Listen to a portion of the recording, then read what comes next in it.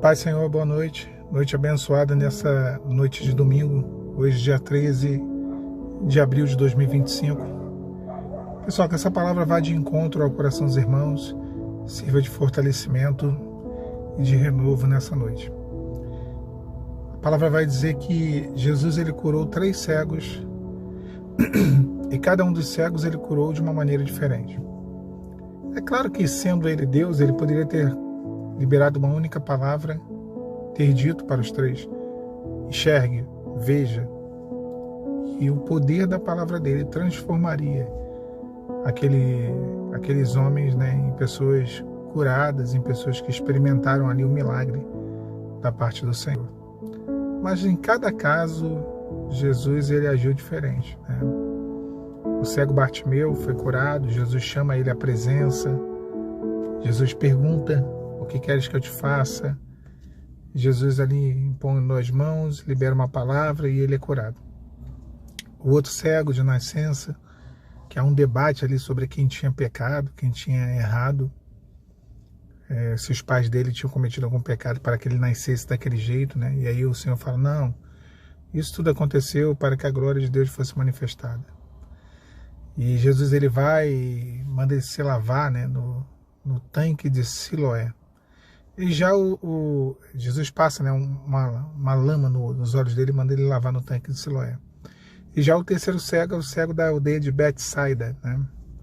Ele retira o cego da aldeia, daquele contexto ali que ele estava vivendo. E Jesus impõe as mãos, ele enxerga o homem como árvores, depois Jesus impõe novamente as mãos e ele passa a enxergar de maneira plena. Agora, assim, irmãos, o que eu meditando nesses textos, o que eu quero trazer para vocês nessa noite? É que ambos tinham a mesma necessidade. Ambos eram pessoas cegas, pessoas que precisavam de um milagre e queriam ver. Ponto. A gente não pode nem se alongar muito aqui, senão a mensagem fica... A gente complica o que não precisa ser complicado. Eles queriam enxergar.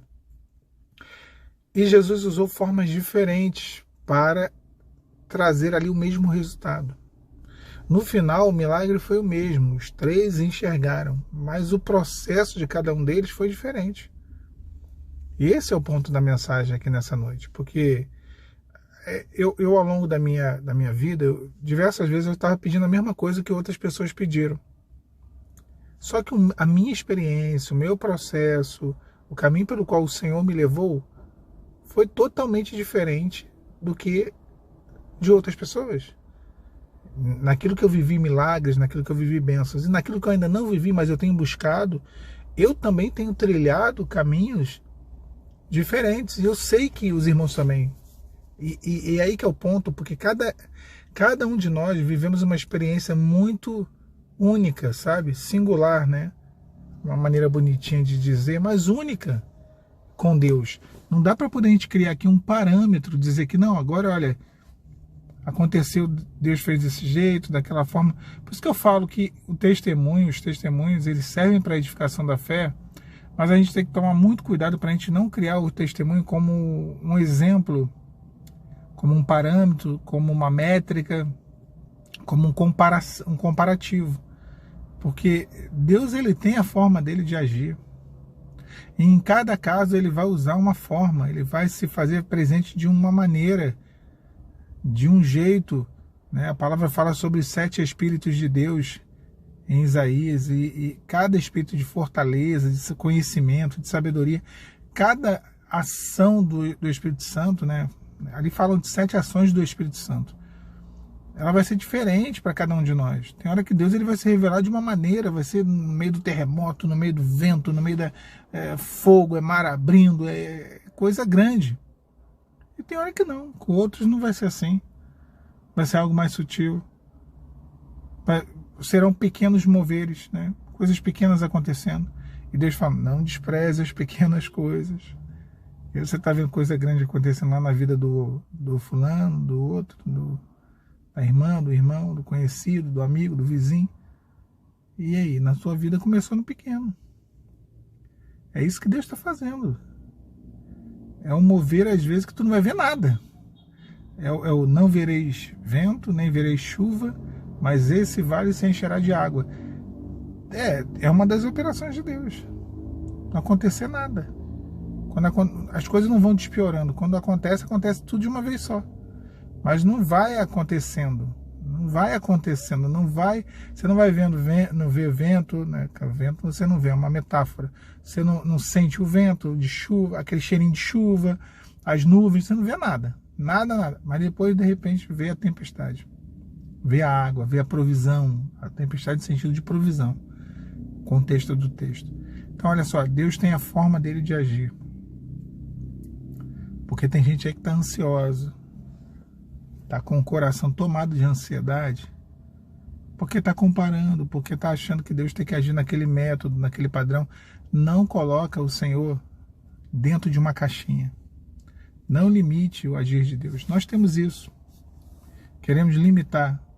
Não, olha, o que eu idealizei é algo grandioso, mas é grandioso para você. Deus tem algo que é o grandioso dele, que é muito melhor do que o teu grandioso, que é muito superior ao teu grandioso. Então, aquilo que Deus faz, isso sim é muito melhor. Isso sim é superior. Por isso que a palavra fala que ora aquele que é poderoso para nos conceder infinitamente mais. Ou seja, ele pode nos dar muito mais do que pedimos e do que pensamos. Então, é mais do que você pede, é mais do que você idealiza, que você está pensando ali, não, olha, o que Deus vai fazer? Agora, é claro, existe, como a experiência é muito individual, existe um trato muito pessoal de Deus contigo. A sua experiência é única. Bartimeu, o filho de Timeu, que não tinha nome, né? Porque Bart significa filho e Timeu era o nome do pai. Então esse cego chamado filho de Timeu, ele estava ali, a capa, mendigando. Qual era o problema dele? Estava à beira do caminho, mas não caminhava pelo caminho. Foi chamado por Jesus para o meio, foi chamado à presença, foi chamado a uma experiência. O da aldeia de Betsaida, se um foi chamado à presença de Jesus, o outro foi retirado de um lugar de maldição. Porque a aldeia de Betsaida representava toda a desgraça daquele cego. Então ele foi retirado para fora da aldeia, para ser curado. Bartimeu deixou a capa, que representava também a miséria dele. Do tanque de Siloé, Jesus passa sobre ele algo nos olhos dele, aquilo que sai da boca de Jesus é o que traz o elemento da cura. Jesus manda ele ir até o tanque de Siloé e se lavar. Então era um processo que também dependia. Porque às vezes a gente só quer ver milagre de Deus. Mas tem milagre de Deus, Deus vai falar assim, eu vou fazer um milagre, mas faz isso aqui, ó.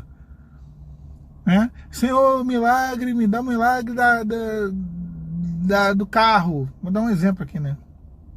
Um exemplo que Deus já me falou comigo algumas vezes lá atrás. Eu falava, Senhor, me dá um milagre de um carro. Eu não quero nem um carro, eu quero só conseguir pagar o carro. E aí o Senhor falou comigo assim, rapaz, primeiro milagre é o milagre da habilitação. Cadê a habilitação? Tira a tua habilitação, vai lá, tem que ir lá, juntar o dinheirinho, pagar a autoescola, pagar os exames, pagar o Duda, fazer a prova teórica, a prova prática. É o primeiro milagre. Vai lá e lava-te no tanque de Siloé, é o que você pode fazer. Que às vezes a gente quer que Deus faça a nossa parte.